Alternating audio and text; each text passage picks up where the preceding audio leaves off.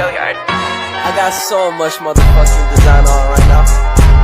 Break it down, bring it back, make it clap. I got 3 old thoughts, new block, where that thing. Bitches on my line, and you know. Assalamualaikum warahmatullahi wabarakatuh. Perkenalkan, nama saya Laili Inayat dengan NIM 2207011016 dari kelas Psikologi Pagi A. Perkenalkan, saya Muhammad Aditya Rizky Maulana dengan NIM 2207011003. Saya Eka Octaviana Madina dengan NIM 2207011027.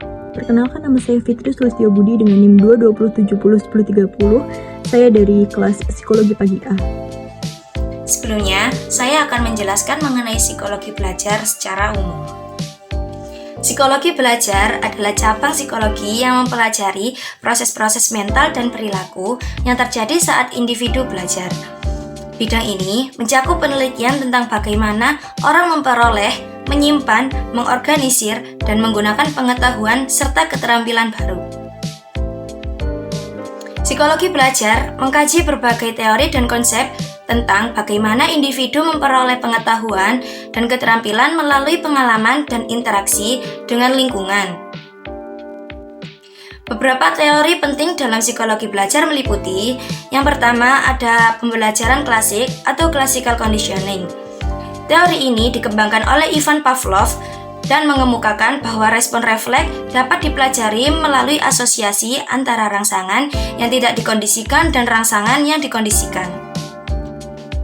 Yang kedua yaitu pembelajaran operan atau operant conditioning. Teori ini dikembangkan oleh B.F. Skinner dan menekankan peran konsekuensi atau akibat dari perilaku dalam membentuk pembelajaran. Pembelajaran operan melibatkan penguatan atau reward dan hukuman atau punishment untuk menguatkan atau melemahkan perilaku tertentu. Yang ketiga ada pembelajaran kognitif atau cognitive learning. Teori ini berfokus pada proses kognitif dalam pembelajaran. Pemikiran, pemecahan masalah, pengorganisasian informasi, dan penggunaan strategi merupakan aspek penting dalam pembelajaran kognitif. Teori ini dikembangkan oleh tokoh seperti Jean Piaget dan Albert Bandura. Yang keempat, ada pembelajaran sosial atau social learning. Teori ini menekankan pentingnya pengamatan dan model sosial dalam pembelajaran. Menurut teori ini, individu dapat belajar melalui observasi orang lain dan memodelkan perilaku yang diamati. Albert Bandura adalah salah satu tokoh yang terkait dengan teori ini. Selain teori-teori di atas, psikologi belajar juga melibatkan penelitian tentang motivasi, perhatian, memori, pemecahan masalah, transfer pembelajaran, dan faktor-faktor lain yang mempengaruhi pembelajaran. Dengan memahami proses-proses psikologis yang terlibat dalam belajar, psikologi belajar dapat memberikan wawasan penting untuk meningkatkan metode pembelajaran dan pengajaran di berbagai konteks seperti pendidikan formal, pelatihan kerja, dan pengembangan diri. Saya akan membacakan berita untuk memenuhi tugas analisis kasus psikologi belajar. Alasan kami memilih kasus ini dikarenakan kasus ini berkaitan dengan teori psikologi belajar dan kasus ini banyak pihak yang kontroversi. Saya akan membacakan kasusnya ya. Dinas Pendidikan NTT kembali mengubah jam masuk sekolah dari jam 5 WITA menjadi jam 5.30 WITA. Seseorang pelajar kelas 12 di SMA N6 Kupang mengaku kesulitan tidur lebih awal dan bangun lebih pagi demi mengikuti jadwal baru. Sementara orang tua mengungkapkan kekhawatirannya akan keselamatan dan kesehatan anaknya. Wakil Gubernur NTT Joseph Sianoi membela ide masuk sekolah jam 5 pagi yang dicetuskan Gubernur Victor Diskodat. Namun, dia meminta Dinas Pendidikan di kepala sekolah untuk memperhatikan kondisi siswa, termasuk memastikan siswa mendapatkan waktu tidur yang cukup.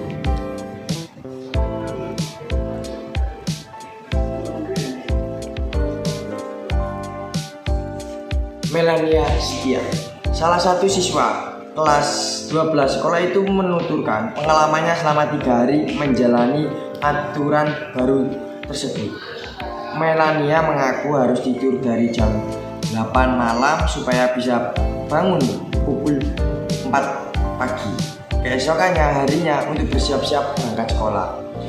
Jam belajar pun berkurang dari yang biasanya sampai jam 10 malam, sekarang di jam 7 sampai jam 8 malam. Kata Melania pada Putra Firmansyah, wartawan di Kupang yang melaporkan untuk BBC News Indonesia. Melania mengaku sulit membiasakan diri dengan jadwal itu. Hanya berhasil bangun jam 4 pagi pada hari pertama, sedangkan 2 hari belakangan Melania selalu bangun lebih telat dari itu.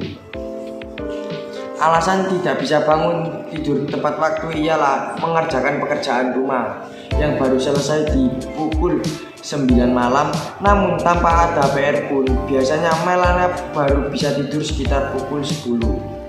Karena itu kesulitan bangun pukul 4 pagi atau lebih pagi dari itu. Jadi harus bangun jam 5 atau jam 4 pagi ujarnya.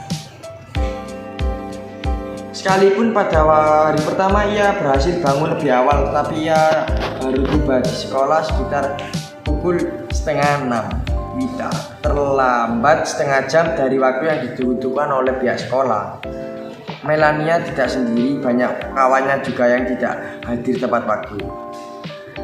Hari pertama memang sedikit yang datang, hari kedua juga 11 orang. Terus hari ketiga tadi hanya 16 orang, tapi tidak salah yang datang jam 5 pagi. Bila kebijakan ini diberlangsungkan terus di masa depan, Melania ingin ada fasilitas atau kendaraan umum yang benar-benar mendukung siswa sampai ke sekolah. Orang tua Melania, Edita Seliha, mengatakan ia baru mendapatkan surat pemberitahuan dari pihak sekolah setelah 2 hari kebijakan masuk sekolah jam 5 pagi itu berjalan. Edita mengungkapkan keberatannya dengan kebijakannya yang menurutnya diterapkan secara tiba-tiba.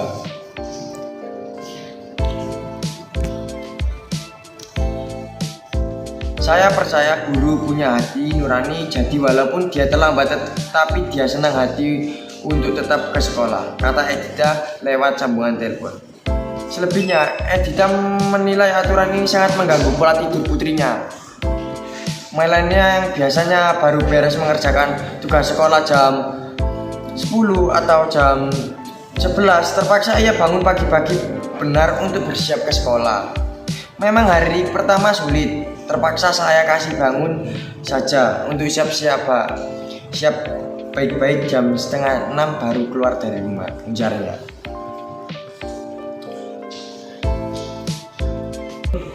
Sekian berita dari saya.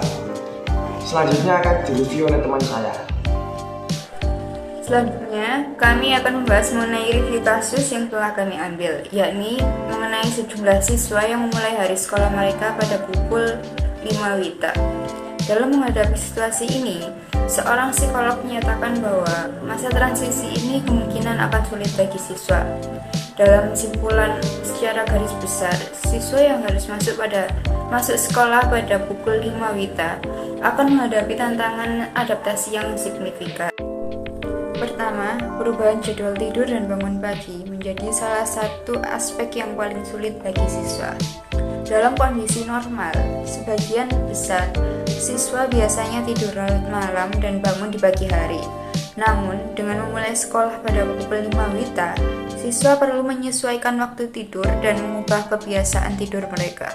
Proses adaptasi ini dapat menyebabkan gangguan tidur dan kelelahan yang dapat mempengaruhi konsentrasi dan kinerja akademik siswa. Selain itu, perubahan jadwal ini juga dapat berdampak pada kesehatan mental dan emosional siswa. Masa transisi yang sulit ini dapat menyebabkan stres, kecemasan, dan ketidaknyamanan.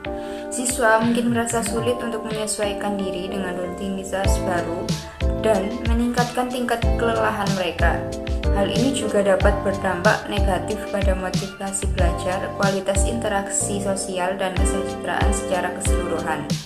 Dalam menghadapi masalah ini, penting untuk memperhatikan kesejahteraan siswa dan mendukung mereka dalam proses adaptasi. Solusi yang mungkin dapat dipertimbangkan adalah memberikan perubahan bertahap pada jadwal sekolah, memberikan waktu istirahat yang cukup, dan memastikan lingkungan sekolah yang mendukung kesehatan fisik dan mental siswa. Dalam kesimpulan ini, siswa yang harus memulai sekolah pada pukul 5 WITA menghadapi masa transisi yang cukup sulit. Perubahan dalam jadwal tidur dan adaptasi dengan rutinitas baru dapat menyebabkan gangguan tidur, kelelahan, stres, dan ketidaknyamanan emosional. Dalam mengatasi tantangan ini, perlu memberikan perhatian pada kesejahteraan siswa dan memberikan dukungan yang sesuai untuk membantu mereka beradaptasi dengan perubahan jadwal tersebut. Di sini saya akan membacakan analisis dari kasus yang sudah dijelaskan oleh teman-teman saya sebelumnya. Analisis kasus ini berdasarkan teori psikologi belajar. Beberapa konsep yang relevan dapat diterapkan untuk memahami tantangan adaptasi yang dihadapi oleh siswa yang harus masuk sekolah pada pukul 5 waktu Indonesia bagian tengah. Yang pertama yaitu ada pengkondisian klasik. Teori ini dikemukakan oleh Ivan Pavlov dan berfokus pada pembentukan asosiasi antara stimulus netral dengan stimulus yang sudah memiliki respon. Dalam kasus ini, perubahan jadwal sekolah dapat menjadi stimulus netral yang kemudian dikaitkan dengan stimulus tidur. Siswa biasanya memiliki rutinitas tidur larut malam, tetapi dengan perubahan jadwal, waktu tidur mereka berubah. Hal ini dapat menyebabkan gangguan tidur awal, kesulitan tidur, atau kelelahan karena tubuh mereka belum terbiasa dengan jadwal yang baru. Yang kedua ada pengkondisian operan. Teori ini dikemukakan oleh B.F. Skinner dan berfokus pada pembentukan perilaku melalui penguatan atau hukuman. Dalam konteks ini, siswa mungkin mengalami hukuman dalam bentuk kelelahan dan ketidaknyamanan karena harus beradaptasi dengan perubahan jadwal yang tiba-tiba. Hukuman ini dapat mempengaruhi motivasi dan kinerja siswa di sekolah. Yang terakhir ada proses belajar sosial. Teori ini dikemukakan oleh Albert Bandura dan menekankan pentingnya pembelajaran melalui pengamatan dan pemodelan perilaku orang lain. Dalam kasus ini, siswa dapat mengamati rekan-rekan mereka atau lingkungan sekolah yang sudah terbiasa dengan jadwal pagi yang lebih awal. Observasi ini dapat mempengaruhi sikap dan perilaku siswa dalam menghadapi perubahan jadwal tersebut. Di sini kami memakai beberapa referensi seperti ini, dan ini. Sumber-sumber referensi ini merupakan buku klasik dalam psikologi belajar dan dapat memberikan pemahaman yang komprehensif tentang konsep-konsep tersebut. Sekian analisis kasus dari kami, kurang lebihnya mohon maaf. Wali taufiq wal hidayah. Wassalamualaikum warahmatullahi wabarakatuh.